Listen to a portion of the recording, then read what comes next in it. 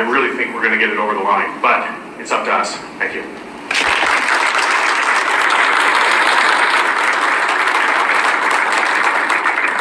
That he would have, or she would have, $68,000 to $70,000 of that $78,000 for actual purchasing power. What do you think about that?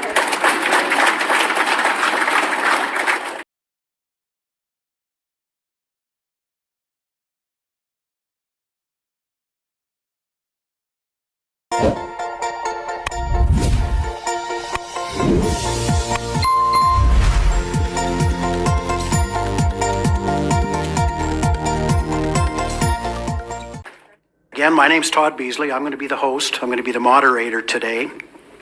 And, I laugh. I have people, I recently went on an around the world journey and I run into old friends and they say, "How you doing, Bees?" And I laugh with them and I say, "Well, I'm old, gray, and I'm round, but I'm still above ground, by golly." So that's a good thing. Yeah. But because of the age that I've got, I'm 62 years old, my political memories, quite frankly, go back to 1967 through 1969. I remember when Pierre Trudeau was running. I remember when he was elected. I remember when Peter Lougheed was running for Alberta against the Socreds, and I remember when he won. I remember, as many of us in this room do, the horrific Eastern versus Western challenges that we all lived with. I remember waking up and always hearing that, well, we're in a democracy, only to find out that election after election, before our votes were even counted, before the electoral votes west of Manitoba were counted, the elections were already decided. And policies that affect us are formulated in locations like 905 Toronto, which is 2,000 miles from Alberta. We have nothing in common with those people. And what they're doing is they've created policies that cause great, great harm, and they've been doing it for generations. I remember the National Energy Program. We all do. Danny's going to talk to you about some of the federal very significant issues against our agricultural industry with the Wheat Board, and I look forward to hearing some of those discussions. This gift that we've been given, as I say, this is Danielle Smith's riding. So it's not only she's the MLA for this community, but she's also the Premier. And without question, many of you and many people that aren't in this room have questions that deserve expert answers. And I'm absolutely delighted to be able to introduce the panel here today. We have some exceptional speakers, which are some of the most passionate Albertans that I've had the opportunity to meet. I consider every one of them friends, and I consider every one of them to be experts in their particular field. On the far left, we've got Dr. Dennis Modry. Dr. Modry is one of the chair and the founders of the Alberta Prosperity Project. They're really taking the lead here in the province in terms of gathering intentions for signatures. And Dr. Modry, who is a surgeon, a cardiovascular specialist, he literally gave up his medical practice to lead the independence discussion from an education perspective.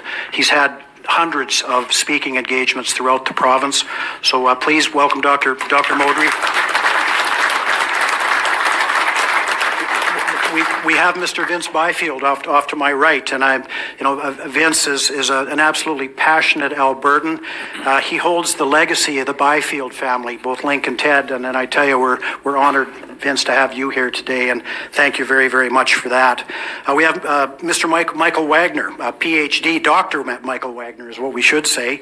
He's an author, he's a columnist with the Western Standard, and he's about as passionate on this discussion as you can imagine, and he's going to have some great answers to some of the questions that invariably you folks might have. We've got Mr. Corey Morgan, who's with us today. Mr. Morgan is an author, he's a journalist, he's also with the Western Standard, and I'm delighted that he's been able to join us. At the very far end of the table is my friend Danny Hozak. Danny and I've hosted a number of political events down through the years. He's the past chair of the Canadian Cattlemen's Association, the Wild Rose Party, which we all loved, and unfortunately is no longer there. Danny was part of the Ag Task Force, and he was one of the key policy makers. So this is your panel today. Please give a warm welcome to the team. I want to say this. that this coming vote that we're going to have, we must put the winning conditions in place. When I talk about people deserve expert answers for the questions that they have, it's not a case of perhaps going to a website and maybe saying, well, what about First Nations, or what about our pension plan, or what about our debt obligations, what about this, what about that? Every one of those questions deserve an expert answer. I followed the Scottish Independent run here a number of years back, and I thought they were so credible in what they did. They literally created a white paper. It was a written document that was delivered to every mailbox in Scotland, so when people get up in the morning and they want to have their cup of coffee and they want to go, I want to research this topic and I want to have an understanding of what this might mean. And they literally have that document on their mailbox. And I believe as a movement, that's something that we need to begin to focus on, is the creation of that document well in advance of ultimately a vote. We absolutely want the winning conditions to be put in place. And I say that again, that we must think and we must absolutely act strategically if we're going to be successful. This is about our children and grandchildren.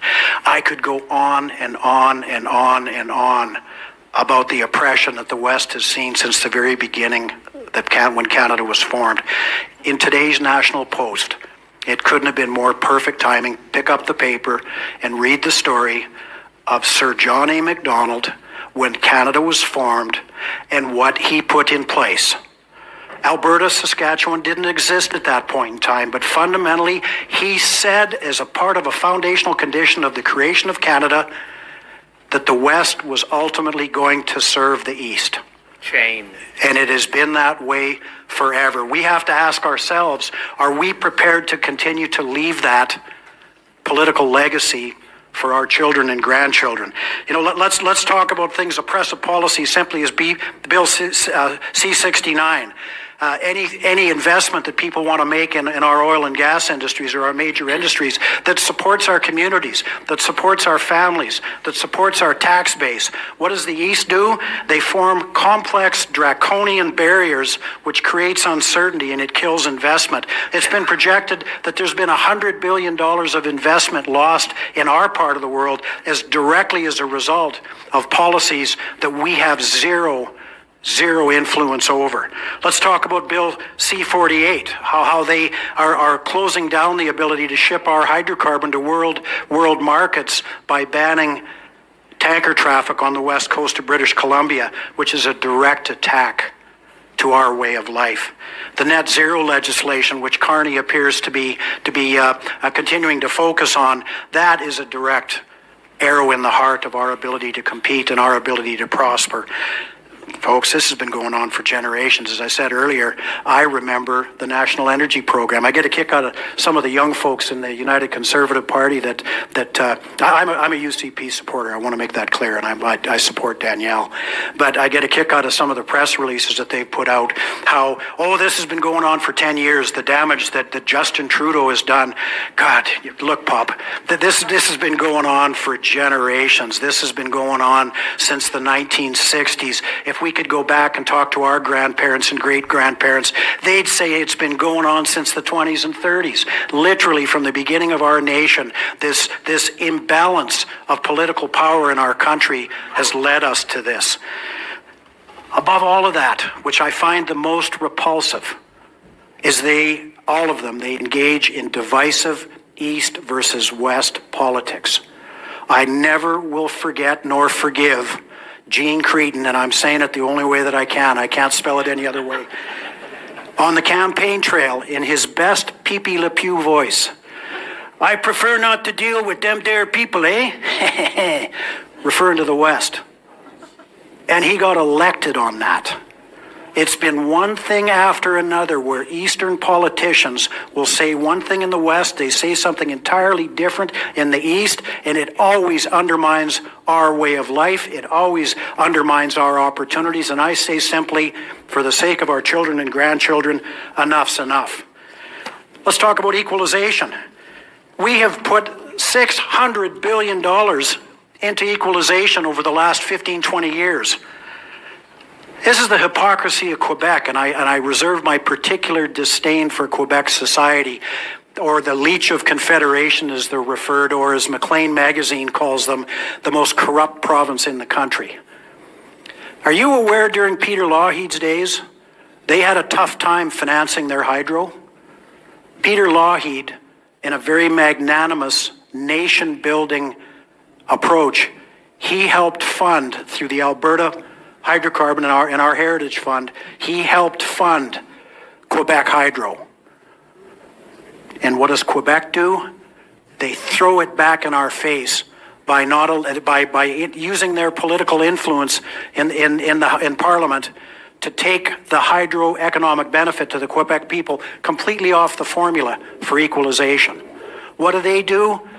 They directly campaign against Western interest. Oh, there's going to be no pipeline across our land, eh? They put creatures like Guilbeault in place, who just does nothing but be gleeful in terms of policies that go directly to the stake and the opportunities that we might have in our country and in the West. But moreover, the East continuously elects bad government. We had arguably the best prime minister this country has ever seen in Stephen Harper.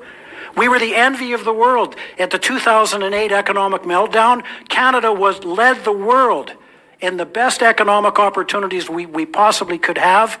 And at the end of the day, what does the East do? They elect a substitute drama teacher for no other reason than he had good hair and he promised to legalize weed. That was it. That was the only reason. And at the end of the day, we finally, after 10 years of hell, what do? They re-elect Trudeau 2.0 and a prime minister that elects and puts the same damn cabinet ministers in place. And somehow the East think this is okay? It isn't. I want to say this. My separation, my Alberta independence discussion is not just Alberta. I believe that all it's going to take for us is to move forward and get momentum, and Saskatchewan is coming with us. Absolutely. That's one for Saskatchewan. They're our brothers and sisters.